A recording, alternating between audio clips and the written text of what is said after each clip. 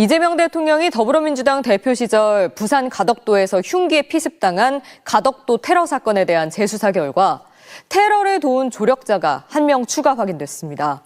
사건 현장을 물청소한 경찰 관계자 3명은 증거인멸 혐의로 검찰에 송치됐습니다. 이재명 대통령을 살해하려고 했던 겁니다. 당시 민주당 대표 피습 사건, 이 사건에서 그 직후 이재명을 죽이려고 하는 또 다른 시도가 있었다는 얘기. 너무나 충격적인 소식이 전해졌습니다. 당시 야당 대표이자 차기 대권 1순위인 이재명 대통령이 위급한 상황 헬기를 사용했다고 특혜를 운운하던 권익위의 추악한 실체가 밝혀진 것입니다. 늦은 밤 윤석열에게 불려가 술 한잔 받아먹고 김건희 명품백 무혐의를 줬다는 것이 온 세상에 밝혀진 상황. 문제는 이재명 대통령을 향한 테러가 한 번이 아니었다는 충격적 진실이 밝혀진 것입니다. 법무부 장관이던 한동훈과 검찰을 이용해 이재명 대통령을 법기술로 사형 선고를 내리려 했지만 이것이 실패하자 2차, 3차 테러까지 계획한 충격적 상황, 그리고 예상치 못한 인물의 이름이 등장해 스튜디오가 발칵 뒤집혔습니다. 김진성이라는 아산 배방에 살던 60대에서 70대쯤 되는 노인이죠. 이 사람이 이재명 대통령을 향해서 칼을 휘두릅니다. 이 사람은 우발적으로 범죄를 저지른 게 아니라 장기간에 걸쳐서 오랫동안 범행을 연습을 합니다. 계획을 치밀하게 세우죠. 오랫동안 이재명 대통령 주변을 맴돌면서 경호 상태라든지 이동 동선이라든지 이런 걸 파악을 해둬요. 그리고는 바로 그날 이재명 대통령을 살해하려고 했던 겁니다. 테러였죠. 다행히 이재명 대통령 목숨을 건졌습니다. 하지만 아슬아슬했다고 하죠. 정맥이 절단 직전까지 갔었다고 하지 않습니까? 정맥이 칼을 찔렸고 조금만 옆으로 갔다면 정맥이 완전히 절단되었을 것이다. 정맥이 완전히 절단되었다면 살아남기 어려웠을 거다. 더군다나 충격적인 것은 당시 119가 20분 만에 나타나요. 칼에 찔렸는데 대한민국 제1당, 국회 제1당 대표가 칼에 찔렸는데 119가 20분 만에 나타납니다. 만약에 정말 아찔한 얘기입니다만 그 당시 칼이 조금이라도 옆에 가가지고 정맥이 절단된 상황이었다면 그 20분 사이에 이재명 대통령은 돌아가셨을 거예요. 충격적인 내용이죠. 소름이 쫙 돋습니다. 아찔합니다. 그런데 말입니다. 당시 이재명 대통령이 겨우 목숨을 건져서 병원에서 치료를 받는 동안 그 과정에도 이재명을 죽이려 하는 시도가 있었던 걸로 보입니다. 이들은 병상에서 이재명을 죽이려 했던 것 같아요. 놀랍게도 그 과정에는 부산대 의대 교수들, 부산대 법대, 로스쿨 교수들이 상당히 많이 개입되어 있습니다. 제가 오늘 준비한 세 번째 주제에서는 2024년 1월 2일 부산 가덕도 거기에서 있었던 이재명 당시 민주당 대표 피습 사건, 이 사건에서 그 직후 이재명을 죽이려고 하는 또 다른 시도가 있었다는 얘기, 그 얘기를 좀 해보려고 합니다. 오늘 기사 하나 났습니다.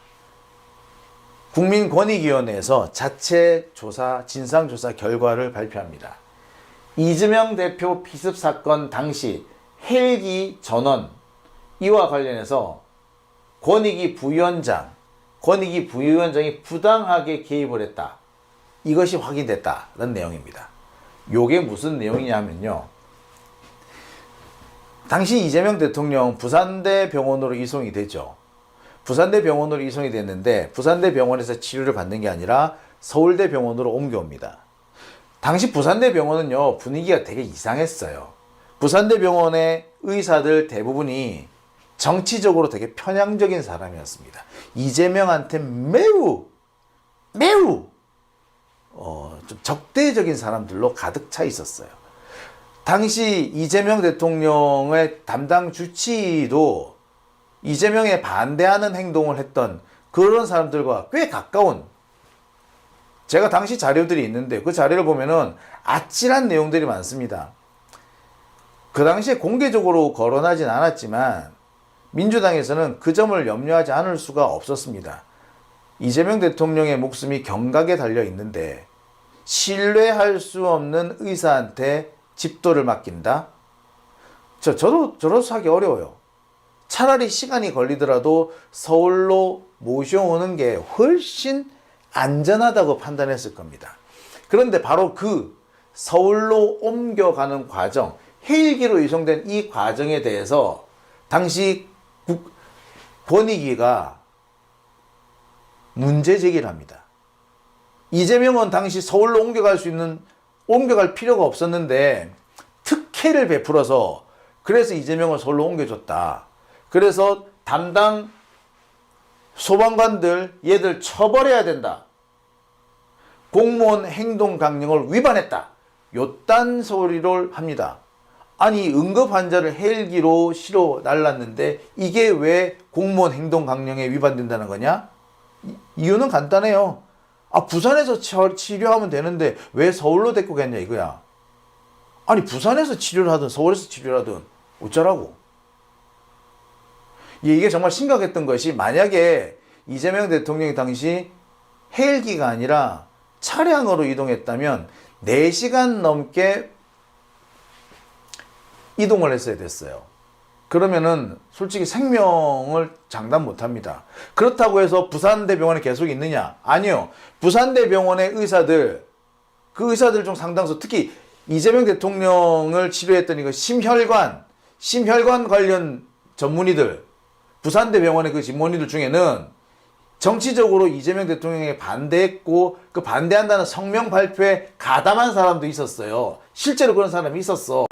그 사람이 집도를 할 수도 있었어. 나라도 거기에서는 치료 못 받아. 당시 경정맥, 목에 있는 정맥이 덜렁덜렁 했단 말이야. 까딱 잘못하면 경정맥이 끊어졌어요. 그럼 죽어 사람. 그런데 나를 정치적으로 반대하는 사람이 내 목에 칼을 들이미는 상황이야. 여러분 같으면 그거 받겠습니까? 나 싫어하는 의사한테 목을 맡기겠어요?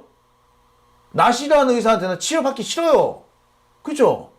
그래서 옮긴 건데 이걸 가지고 공무원 행동강령 위반이라 그랬어. 그래가지고 담당 공무원들 있잖아요. 소방관들 감옥에 쳐달라고 그랬어. 감옥에 못 집어넣으면은 어떻게 한다고? 예. 징계해서 해임하려고 했단 말이야. 이들이 이런 짓을 한 이유는 딱 한 가지예요. 이재명 대통령이 부산에서 못 움직이게 하는 거야. 그거였어. 부산에서 못 움직이게 하거나 안 그러면 차량으로 이동하는 중에 사망하게 만들려고 한 거야. 정말 티나지 않게. 자, 제가 아까 그 얘기를 했습니다. 우리 다시 기억을 되돌려 보죠. 이재명 대통령에 대한 그 가덕도 테러 사건 났을 때 119가 20분 넘게 있다가 출동했다 그랬죠. 부산이 외진데가 아니에요. 가덕도 외진데라고 하더라도요. 그렇게까지 시간이 많이 걸리는 데 아닙니다. 가덕도 말이 가덕도죠. 다리 연결 다 돼 있어요. 20분씩이나 걸릴 이유가 없어요. 근데 20분씩이나 걸렸네? 이것부터 이상하지 않습니까? 그래 놓고 하필이면은 이송돼 간 데가 정치적으로 이재명을 아주 싫어하는 의사가 있는 병원으로 갔어. 뭐예요 이거? 누가 봐도 죽이려고 하는 의도 아닙니까? 이걸 음모론이라고 말하는 사람이 있을지도 모르겠어요. 그런데 설명이 됩니까? 우연히 몇 번이 반복이 되잖아. 119는 왜 하필? 알고 봤더니 119가 하필 그 시점에 허위 신고가 몇 건이 들어왔어요. 그래서 주변에 제일 가까운 그 소방서에 구급차가 출동한 상태였어. 그래서 창원에 있는 애가 왔다고. 그래서 40분, 20분이 걸린 거예요. 정말 공교롭지 않습니까? 왜 하필 그때 허위 신고가 집중됐을까? 이거 조직적인 개입이 아니라면 불가능해요. 근데 하필이면은 또 이송대간 병원에 누가 있다고? 이재명을 정치적으로 매우 혐오하는, 싫어하는 게 아니라 혐오하는 의사들이 있어. 주치의가 될 수도 있는 상황이었어. 이거 어떻게 이렇게 우연히 딱딱 맞아떨어지죠? 게다가 그래서 그 병원 아니고 다른 병원으로 옮겼다. 헬기로 옮겨가자 했는데 그걸 가지고 공무원 행동강령 위반이라 그래. 이거 우연, 아무리 봐도 우연 아니죠. 세 가지가 겹쳤어. 야, 희한합니다. 자, 기사를 한번 볼게요. 국민권익위원장은 권익위 정상화 추진 TF 운영 결과를 발표를 했는데 이 경우에서 뭔 내용이 나냐. 정승현 전 국민권익위 부위원장이 2024년 7월 이재명 대통령의 헬기 전원 신고 사건과 관련해 위원회에서 다루지 않은 사항을 의결서에 포함한 정황을 확인했다. 그러니까 당시에 보면은 이재명 대통령의 헬기 이송과 관련해 가지고 그 국민권익위원회 전원위원회에서 뭔가 결정을 내렸을 거 아니에요. 근데 거기에 결정에 포함되지 않은 내용을 슬그머니 끼워 넣었대. 누가? 부위원장이. 정승윤 부위원장이. 뭐가 됐느냐? 그래서 뭐라고 했다? 끼워 넣은 게 뭐다? 아무 문제가 없는 사건이었고 위원회에서는 문제 삼지 않기로 했는데 행동강령 위반으로 처리하라고 이 내용을 집어넣은 거야.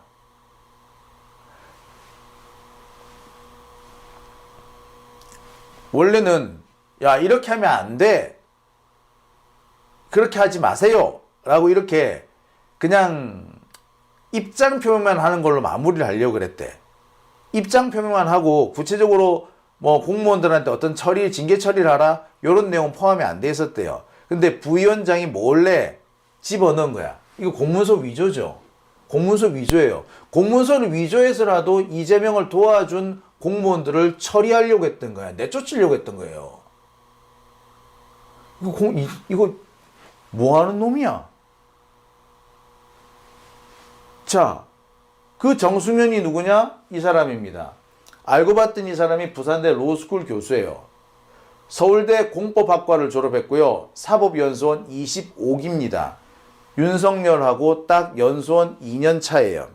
윤석열이 23기죠. 그러니까 윤석열하고 연수원을 1년 정도 같이 다닌 겁니다. 서울남부지검, 광주지검, 순천지청. 그래서 윤석열하고 근무도 같이 했어. 검사예요. 검사 출신. 그리고 부산대 로스쿨 하는 겁니다. 그리고 이 사람이 뭐라고요? 부산 교육감으로 출마한 적이 있어요. 정승윤이. 부산 교육감이었어. 이번에도 부산시 교육감으로 출마를 했어.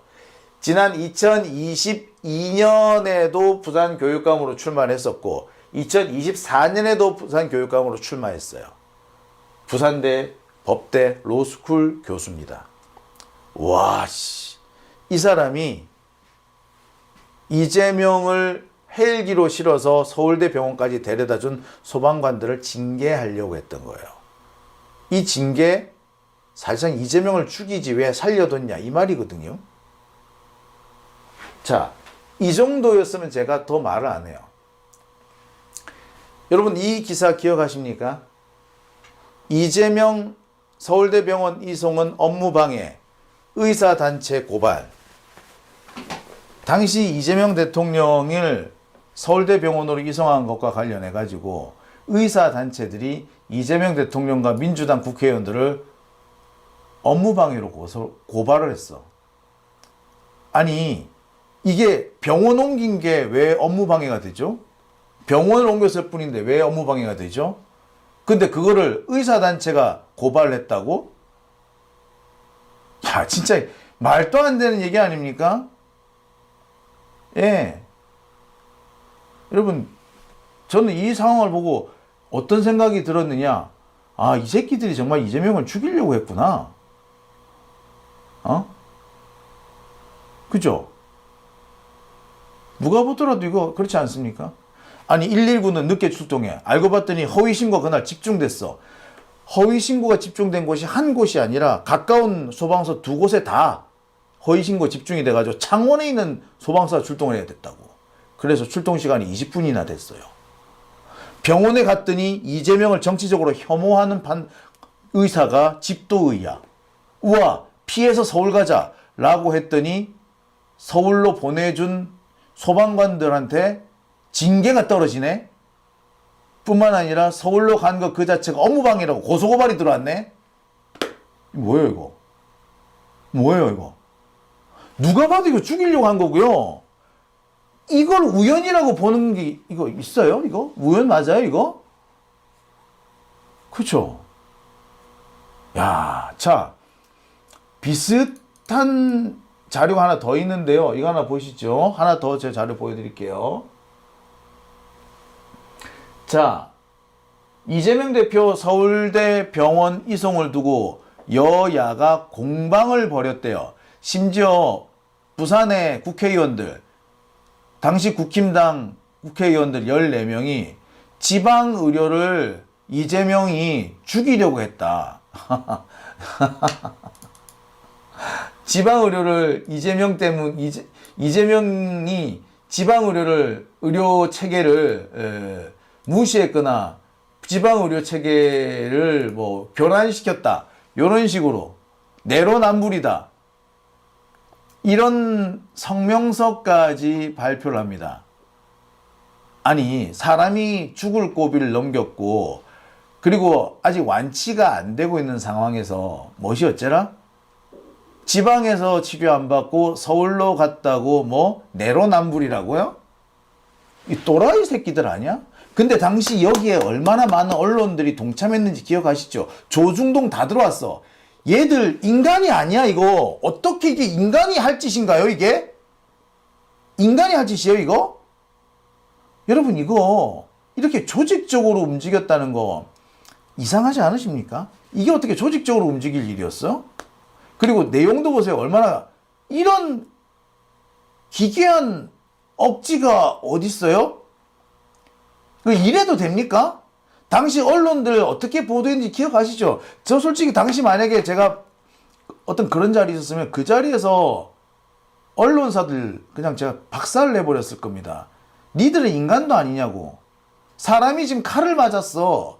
죽을 고비를 막 넘겼어. 그런데 부산에서 치료 안 받고 서울에서 치료받았다고 내로남불? 뭐? 직권남용? 뭐 갑질? 니들이 인간이냐? 그러고도 니들이 언론이냐? 라고 했을 겁니다. 그런데 그 누구도 그렇게 말을 안 하더라고. 기가 찰 얘기죠. 참, 아우, 진짜. 야, 당시 부산대 병원하고 서울대 병원하고 태도도 웃겨요. 부산대 병원은 뭐라 그런지 아세요? 당시 이재명 대통령은요, 부산대 병원에서 서울대 병원으로 이렇게 전원 요청을 받았습니다. 부산대 병원이 서울대 병원에다 전원 요청을 해요. 그래서 서울로 간 거였어요. 그런데 갑자기 부산대 병원에서 뭐라 그런다고? 전원 요청 한 적 없다. 이렇게 말해요. 근데 나중에 부산대 병원 관계자들이 뭐냐면 우리는 또 그렇게 발표한 적 없다. 이렇게 얘기를 해. 뭐야 이거? 뭐야? 진실이 뭐야? 참. 자, 보시다시피 당시에 언론도 그렇고 국힘당도 그렇고 의사들도 그렇고 이재명을 죽이기 위해서 이재명을 못 죽여서 안달이었고 있지도 않은 논란을 있다라고 우기는 상황이었던 겁니다. 흉측하죠. 말 그대로 흉측한 상황이에요 이거. 이게 우연일까요?